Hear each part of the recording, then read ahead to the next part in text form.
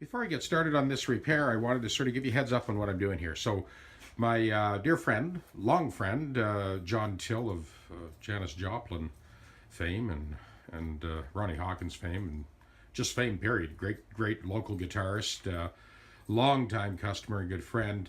Came across this 1967 Jazzmaster neck. So I have got his son's Stratocaster body. Sean's gave up his Stratocaster body so I could use it as a surrogate body for this neck while we do a refret. Now this is a vintage Fender, so these frets go in sideways. What complicates this one a little bit further is the binding needs to be heated up and carefully removed before I remove these frets. So I will give you a play-by-play as I move along on this one, and you'll see how this job is done. Okay, I wanted to stop and kind of show you where we're at with this thing. So we've heated this up with a hair dryer and used a razor blade and just inched along. I'm just down to that bottom corner. The idea here is to remove this binding in one piece.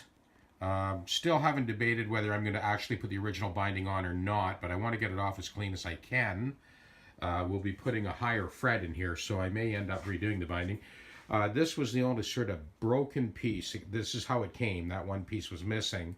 So I'm going to make my way around, and then I'll give you a little more video tip here and just show you as I move along. Okay, we're continuing on the other side now. I'm still using that hair dryer to heat that up, soften that binding, so hopefully it doesn't crack. And you can see what I've got here is a syringe full of naphtha, and I'm kind of chasing that razor blade along, and bit by bit you can see I've kind of pulled out that marker, and I will see how far I get here. I think I am going to probably put new binding on, but just for the sake of all you tech deckers and students and pro shops out there, just kind of show you how I do this and try and get as close to covering my tracks completely. I'm just going to wick some more. I'll wick a little bit more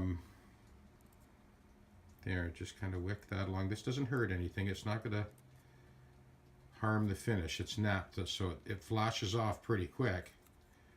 I just kind of soften that a little bit, and I'll go back at it again with the hair dryer heated up and pry it off bit by bit. Okay, patience is definitely the key on this job. Kind of heat it up a little bit as I go. Thank God I got past those double dots at the 12th fret without any break. I'm just down. Now I'm going to actually loosen the neck and pull it off just to get that last little loop around the end of the fingerboard. And I'll be back in a bit. Okay, hallelujah, man. I got around both corners. We got that whole thing off in one piece. There's just that broken piece, and that was off before I ever got my hands on it. That nut was broken, and that last little tip. Like I said, I kind of went through the motions just to kind of demonstrate how I do this particular job. So again, hair dryer, heat that plastic up so that it gives it a little bit of malleability, a little bit of flexibility, and then chase it with the syringe filled with naphtha and a razor blade. So razor blade, heat, and naphtha, that's how we did it. So this whole piece is off, and believe me folks, this is just the beginning of this job. I'll keep you posted as we continue. I just say believe me folks? It's a new lexicon in the English language. Wonder where I've heard that phrase before.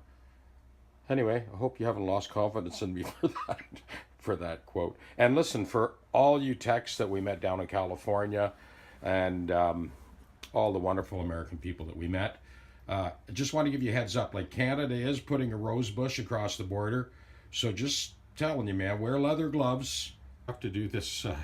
I need both hands to kind of get these frets out, but this is how they come out. I put that little divot in the top, and then they're just knocked out with a punch sideways, because that's the way they were pulled in initially when the guitar was made.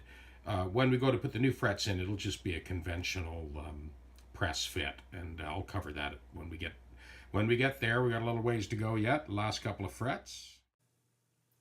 So once again, if you are coming up, leather gloves, you can just pull those bushes apart. Come on right through.